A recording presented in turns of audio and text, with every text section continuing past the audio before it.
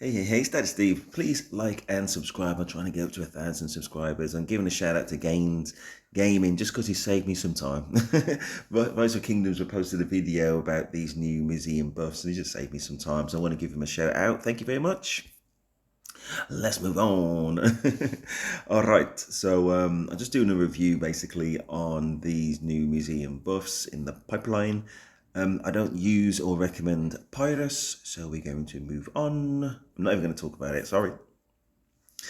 Richard. Okay, I'm going to try and keep these brief as well.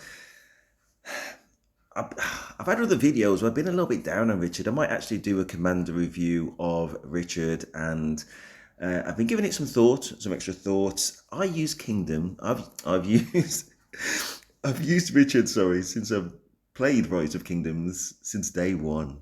And he's featured in some way in every single team and heavily in early KVK, in early game in general. It's just too useful killing barbs and too useful killing other players early on. Okay, late game is not relevant other than killing just the barbs, in which is vitally crucial. Those barbs are like 10 men fitted into one body, you know what I mean? So you need somebody who can tank for you as a secondary commander. Richard. So he will be useful. So listen, he's going to feature in the game is the point I'm trying to make. Now, and I've also made other videos about March speed. I'm going to wrap it up right now. I don't care about March speed. Yes, we get there quicker. Infantry are not going to run fast anyway. But in general, even if it's cabs or whatever, it's okay having the March speed to get there quick. But if you're maximizing your March speed and I'm maximizing either my attack, defense, health, just those before going to skill deck, you know what I mean? All those types of things, then I'm going to win. And you're just running to me quickly to get dealt with. Of course. I mean, that's the I mean, if it's a different logic, let me know.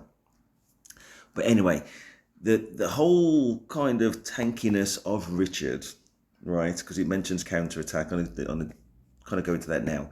So you're going to be doing mostly attack damage. He literally doesn't do skill damage, literally, right? So it's going to be attack damage. Then when they attack you back, you also give them counter attack damage, right? And because you're tanky and because you're healing, your troop number will be high. So the relative damage that you're doing in attack and counter attack, relatively high. That's the concept. Okay, so ignoring the march speed, fair enough, we'll take it if it's there. But the counter attack damage, would I invest in this? It's a personal thing, all things considered.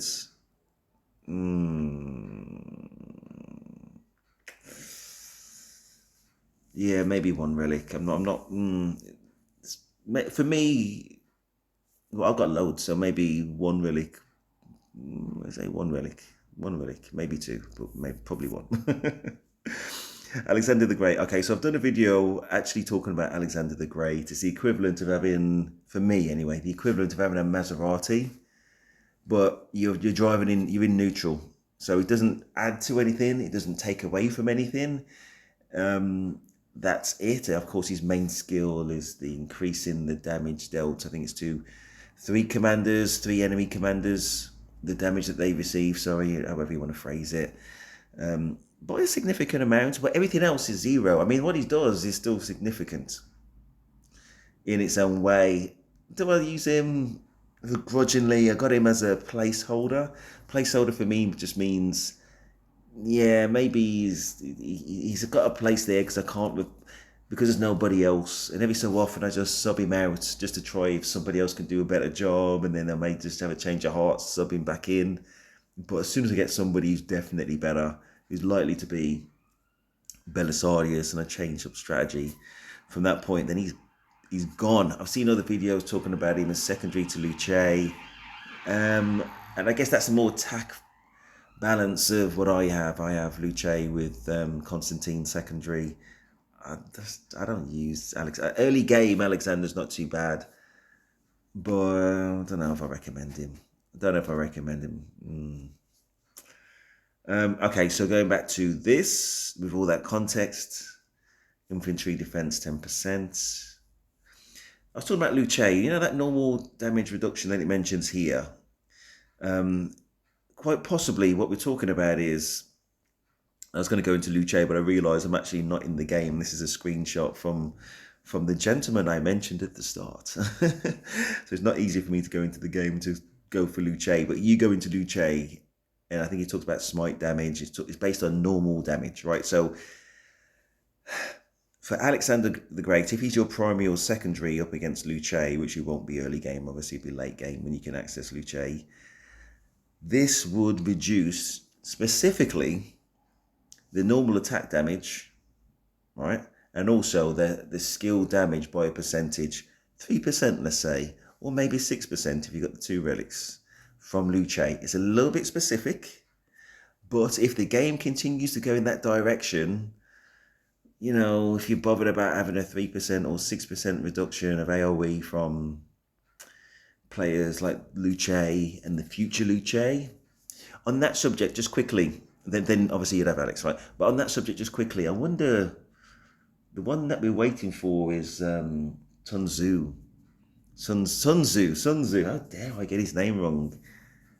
Of course, we don't know. I don't even know if they're going to do it, right? But 99.9% chance he's going to be infantry because he's infantry as an epic, and he is the ultimate epic for me, just a giveaway.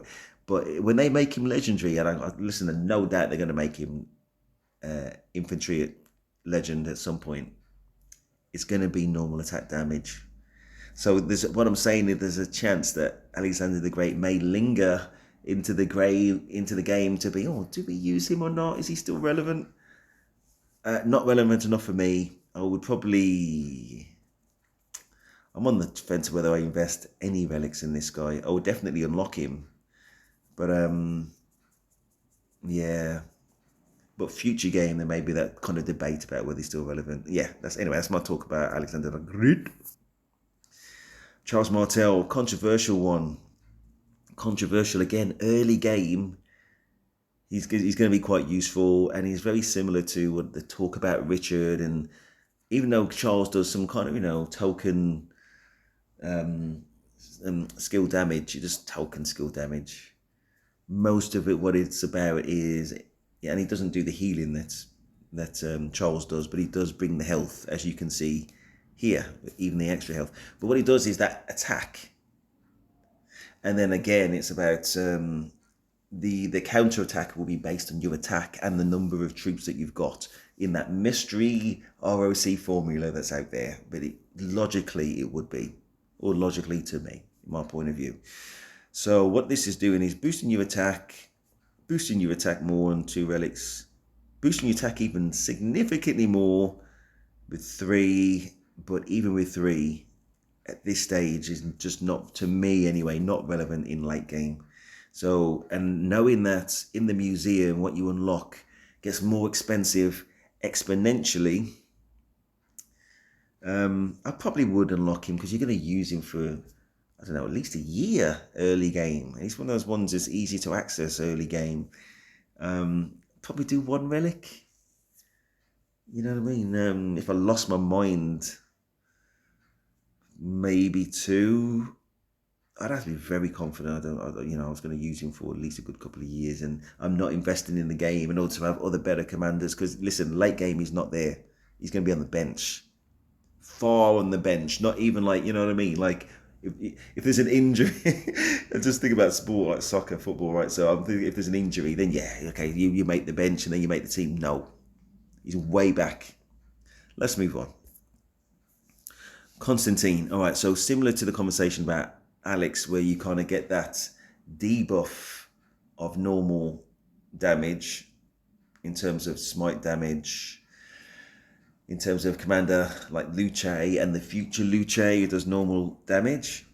Constantine boosts normal damage, so presumably, and again we haven't seen the ROK formula, but looking at the description of skill for Luce, that's based on normal damage. This boosts normal damage by 5%. Am I going to do it so we can have 10% boost to Luce's damage in addition to all the other things that Constantine brings to that duo? It's like a defensive duo, defensive matchup with Luce, whereas Alex will be the more, I say, all things I've just talked about, more offensive because it doesn't accept any debuffs, you know what I mean?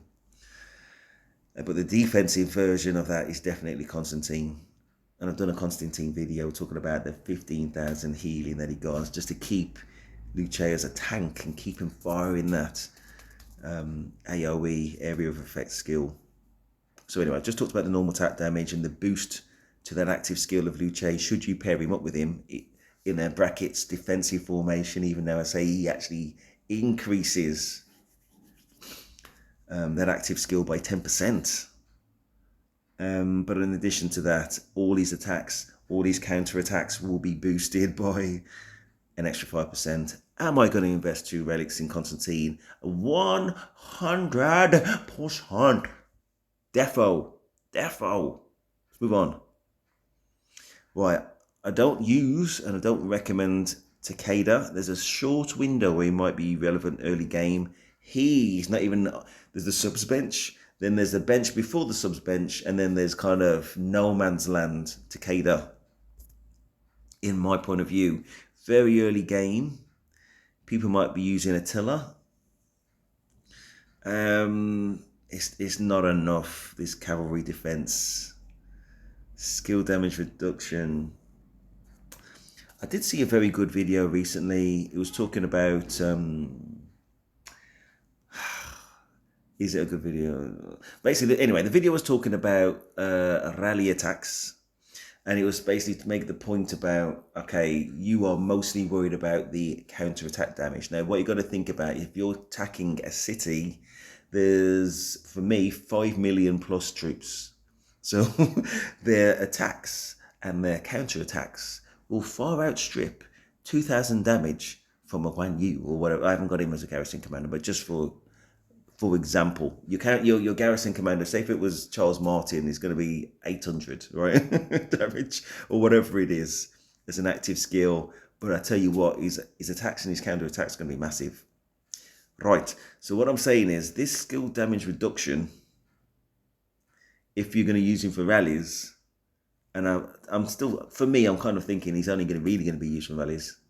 Even though early game, I have seen him on the field, but I think late game, I've only really ever seen him for rallies, and then he doesn't even get used for that.